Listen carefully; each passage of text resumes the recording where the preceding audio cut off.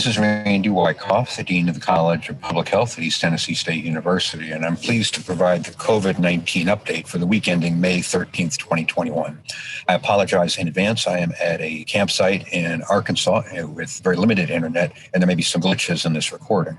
This week, I'm going to pose and answer three questions. How is the pandemic progressing globally, in the United States and in our region? What did the CDC just say about people who've been fully vaccinated? And third question, which came from a colleague, is, wouldn't it be safer if I skipped the vaccine and just waited until the country gets to herd immunity? So how's the pandemic progressing? Well, over 3,300,000 deaths worldwide, 2.7% increase in the past week. That is the lowest increase in the last month, but still well above the lowest that we saw back in March. So the pandemic is slowing down, but not going away. Almost 90,000 deaths worldwide, almost unimaginably 9 deaths every minute from this one disease alone. This is a chart I haven't shown for a while, but it shows it in the beginning back in March of last year. The cases were in the Western Pacific, specifically in China, followed by an explosion in Europe. And then over the summer, rapid growth in the Americas. Then in the wintertime, we saw this growth both in Europe and in the Americas. But now we're all watching with some concern about a growing pandemic in India and South and East Asia. In terms of the daily number of deaths, we're at about 13,000 deaths every day. And I want to point out that this is as bad as it's been at any time globally since the beginning of this year. So this is still a pandemic that is causing significant problems around the world. Here are the countries that have over 1,500 deaths per million, and there are now 20 of them worldwide. The U.S. is in 12th place. And for the United States, we've had about 1 death for every 550 people. Overall, we've had almost 600,000 deaths in the United States, and last week to this week, a 0.8% increase in total deaths. That is the lowest number that we've seen, but it's still very close to what we've had the last 4 weeks, which is 0.9%. Still almost 5,000 deaths last week, and 1 death every 2.5 minutes. Just think about that, 1 death in the United States every 2.5 minutes. In terms of the total daily number of deaths, you can see that it's well down, but it's still pretty much where it was from about June through October of last year. And what worries me is it's not coming down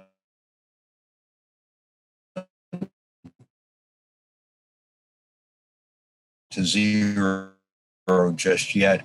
And we've seen this sickness of our region, over 2,000 deaths, 1% increase in the past week, 20 deaths in the past week. That's 2.5 deaths a day. This is in the Ballot Health Service area in September, about 100 hospitalizations a day. Then it spiked up to over 300. And then we were watching this, concerned that it might be spiking back up again, but it appears to be coming back down. But again, 100 hospitalizations every day is still a serious problem for our region. 100 hospitalizations from this one disease alone. So globally, the pandemic may be slowing down, but boy, it's still burning hot.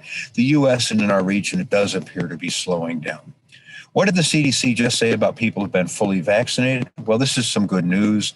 If you're fully vaccinated, you can resume activities you did prior to the pandemic without wearing a mask and without staying 6 feet apart, except where required by local regulations and except on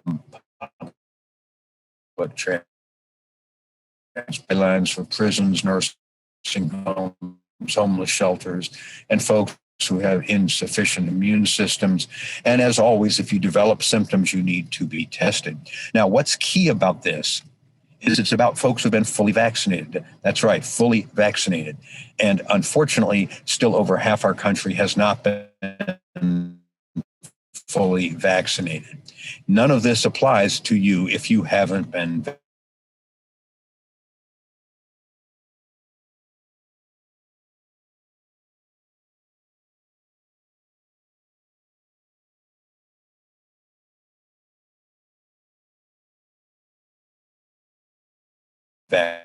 infected.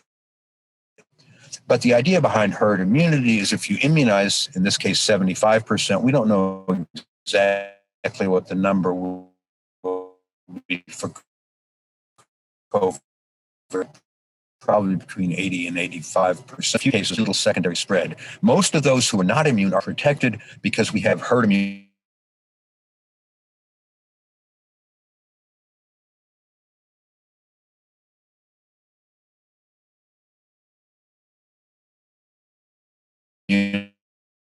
season.